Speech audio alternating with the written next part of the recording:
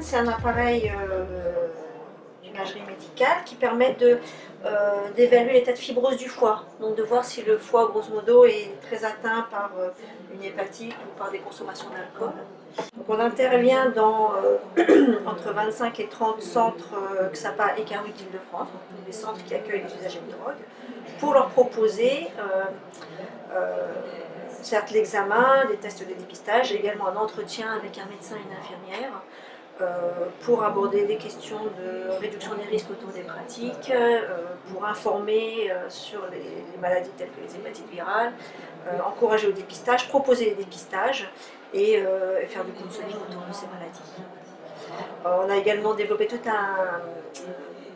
sortes d'activités d'animation pour sensibiliser aussi les équipes qui accueillent les publics, afin que les équipes puissent travailler vraiment en synergie avec nous. Et voilà, on tourne depuis 3 ans, on a fait, je sais pas, on fait à peu près 500 examens par an, et avec des résultats vraiment intéressants en termes de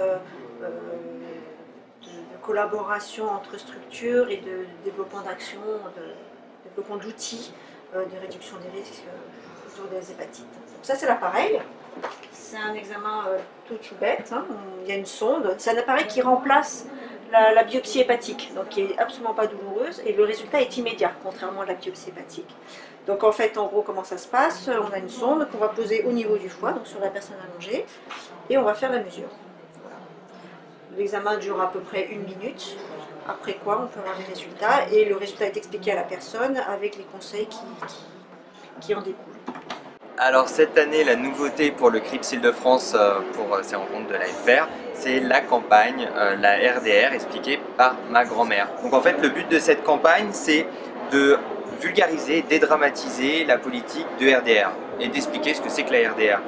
Donc c'est une grand-mère qui reçoit des messages, des idées reçues, des idées fausses, des stéréotypes, et qui va essayer de détricoter ces idées reçues. On a plusieurs outils, on a un petit livret qui sert, qui est destiné à la population en général, et qui sert aussi aux professionnels pour accompagner leur discours de sensibilisation à la réduction des risques.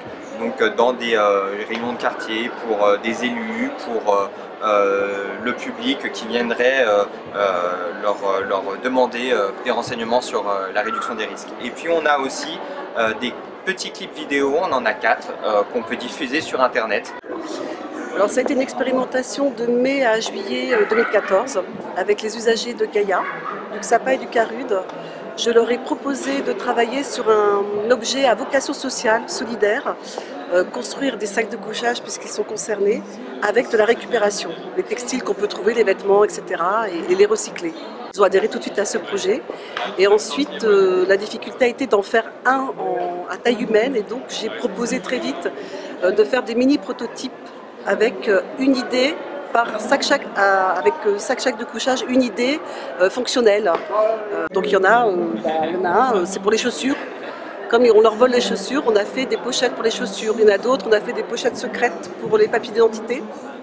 Voilà, pour des trousses de toilette intérieures, pour cacher ses sacs, ses vêtements, etc. On voulait mettre en avant la communication autour du développement de l'analyse de drogue comme outil de réduction des risques, avec Maya et Betty Boo, les 2 stars du stand. Ouais, c'est un peu ça. Surtout Maya. Et puis la pérennisation de l'activité. Ouais. Développement localement dans plein de points. Ouais, voilà. Développer l'outil analyse de drogue sur toute la France pour donner un accès plus large et faire bouger le référentiel de réduction des risques. Et puis on remercie beaucoup les personnes qui ont animé le stand et qui ont participé à l'élaboration de ces magnifiques affiches.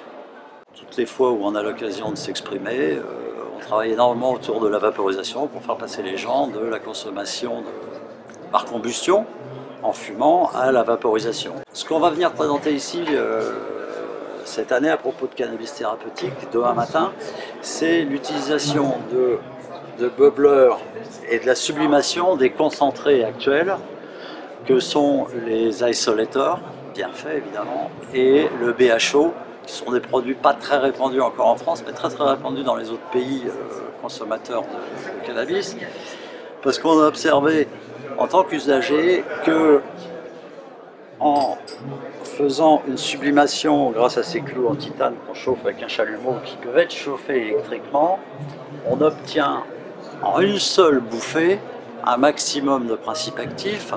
Et donc on va aller demain présenter ça et donner un témoignage sur l'action que ça peut avoir sur des crackers, sur leur craving. C'est vraiment un outil qui permet de stopper le craving. La spécificité de ce stand, c'est que ça regroupe justement plusieurs associations. Et donc on n'est pas chaque association qui font du festif isolé, on a décidé de se regrouper pour faire un seul et même stand. Et tout ça pour montrer un petit peu qu'il y a de la cohésion, qu'on essaie de créer une cohésion entre nous et une dynamique au niveau national pour le pôle festif de l'AFR.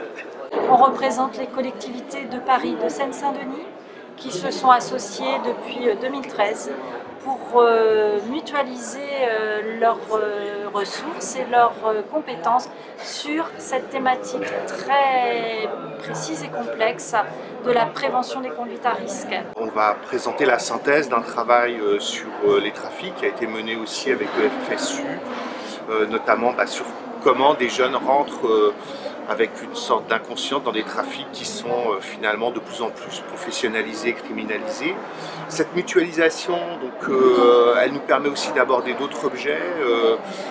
À l'occasion des journées AFR, on a aussi présenté un travail d'accompagnement des CARUD, dont on présente ici une synthèse des travaux qui a été présenté par une étude menée par Pierre Roche du CEREC. Tous ces outils, on les met à disposition des professionnels. En fait, là-dessus est présenté les candidats de l'élection à la présidence de CVS, dont Gérald est élu, et à l'assemblée publique où les usagers sont conviés et les habitants aussi de quartier. Et là, c'était un autre voyage au Péry pour expliquer à nos partenaires comment ça fonctionne le CVS à Ego. Voilà, pourquoi j'ai choisi cette affiche, tout simplement parce que c'est les usagers qui sont au centre de la structure et pas le contraire. C'est les acteurs et les stars, c'est les usagers. Et donc là, dans le village de RDR, on est venu parler aux usagers et aux professionnels des XAPA et CARUD de l'importance en addictovigilance de faire des déclarations sur les effets indésirables, rares ou inattendus qui peuvent survenir sous substance. Et dans un autre temps, on venait aussi présenter l'intérêt pour les usagers de faire de l'analyse de poudre. Donc là, Anne a développé un projet avec Technoplus. Donc en fait, il s'agit d'un petit questionnaire que les usagers doivent répondre pour donner leur avis sur est-ce que c'est intéressant ou pas de faire une analyse de poudre, pour quels produits c'est intéressant pour eux, et puis qu'est-ce qu'ils attendent de l'analyse de poudre, est-ce que c'est sur de la pureté, est-ce que c'est pour connaître les produits de coupe, ou tout simplement savoir qu'est-ce qu'il y a dedans, car des fois c'est vraiment la grande inconnue. Alors le CSCF, c'est le Cannabis Social Club français. Nous sommes les amis du Cannabis Social Club français. Le Cannabis Social Club français, en tant qu'association, a été dissoute. On s'est déclaré en association loi 1901, de façon suffisamment médiatisée. On savait forcément que ça n'allait pas passer, que s'ils ne nous donnaient pas de réponse politique, on aurait au moins de réponse juridique. Et donc avec cette réponse juridique-là, on est passé en appel, on va bientôt passer en cassation. Et une fois les voies de recours français finies, on passera au niveau européen qui nous donne raison. Donc en fait, effectivement, la principale caractéristique de cette association-là, en plus d'être anti-prohibitionniste et de faire beaucoup de prévention, c'est aussi avant tout cette histoire juridique qui s'étale sur 7-8 ans et qui va nous permettre de poser la question du cannabis en France au niveau européen. Cette année, nous trouvons que la situation a beaucoup évolué au niveau du cannabis, avec les États-Unis, en particulier le Colorado et l'État de Washington et l'Uruguay. Nous pensons qu'il est temps, parce que la guerre à la drogue est définitivement perdue, de travailler sur une future légalisation, réglementation, régulation du cannabis. C'est pour ça que nous sommes là cette année. Avec le fait aussi qu'il y a visiblement un changement historique au niveau de la réduction des risques, qui est la prise en compte des limites imposées par la prohibition pour justement faire ce travail de réduction des risques auprès des usagers des drogues. Et donc nous, on se positionne désormais vraiment sur une réflexion autour de la régulation, sur la filière chanvre récréative et thérapeutique. La guerre doit cesser, nous devons signer l'armistice. Le projet radio, c'est permettre aux usagers du CARUD de faire eux-mêmes des émissions de radio, donc autant le contenu que la régie, le montage, tout ça, pour parler des sujets dont ils ont envie de parler. Donc voilà, on a fait 4 émissions dans les 3 dernières années et elles sont diffusées sur Radio Canu, une petite radio associative de la région.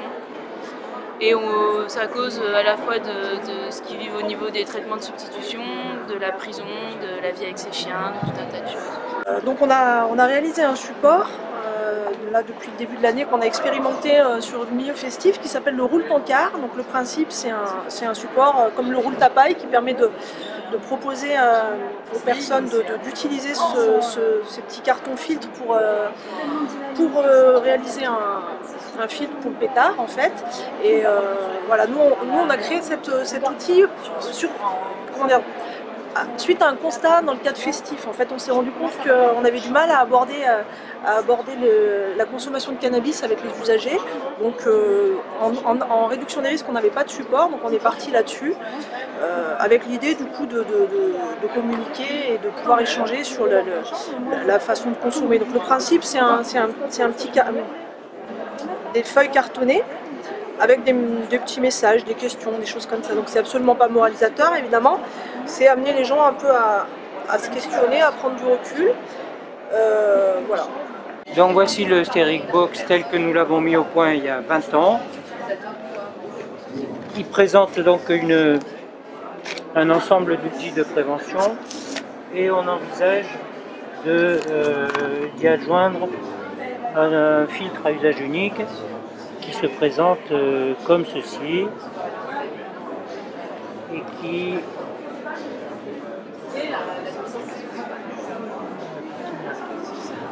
voilà. Et voilà l'aspiration qui se fait, la purification du produit qui doit se faire de façon lente et efficace. Voilà, et je me retrouve avec ceci. Donc voilà, cette année on est venu présenter le jeu de loi qu'on a créé dans l'association ITAC. On gère à Strasbourg un XAPA et un CARUD, on fait des interventions en milieu festif et c'est dans ce cadre-là qu'on a créé cet outil il y a 1 an de ça à peu près avec l'équipe de bénévoles pour rencontrer le public qu'on croise dans les soirées. L'idée c'était de proposer un outil ludique et sympa pour parler des produits et de ce qui peut se passer dans une soirée avec ses côtés sympas et moins sympas.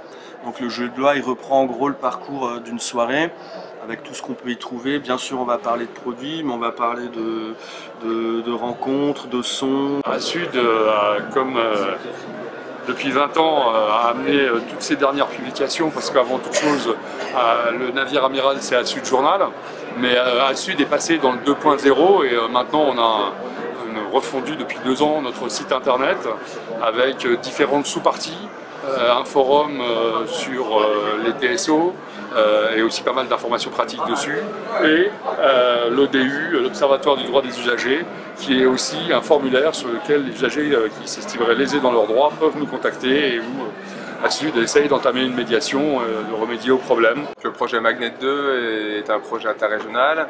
On travaille donc, nous en Lorraine, en partenariat avec le Luxembourg, donc nos collègues luxembourgeois, 2 provinces d'Allemagne, la Sarre et la Rhénanie-Palatinat, et ce qu'on appelle la province du Luxembourg en Belgique. Donc ce projet interrégional de 2 ans nous permet de faire de l'échange de pratiques et de travailler sur des thématiques communes et de pouvoir vraiment faire du partage d'expériences et de se rendre compte un petit peu des différences dans la grande région, ce qu'on appelle la grande région. Nous cette année à Charonne on a mis en place l'analyse de drogue, spécifiquement cette année ça fait un peu plus d'1 an qu'on a mis en place l'analyse de drogue. Donc c'est un projet qui est effectué par le biais de Synthèse et de l'OFDT. Donc c'est un projet qui permet aux usagers de ramener un petit échantillon de drogue et de le faire analyser par différents types d'analyses. Donc il y a la chromatologie sur couche mince et par l'analyse pharmaceutique quand il y a besoin. Donc voilà, nous on met pas mal en place ça parce qu'on s'occupe spécifiquement du crack et des usagers de crack. Donc on met pas mal en place ça autour de l'usage de crack et du pourcentage de pureté du crack ou tout simplement des produits de couple qu'on peut trouver dans le crack notamment dans le 18e et dans le réseau nord parisien. On est venu présenter à la FR le travail de proximité du CARUD Aurore 93.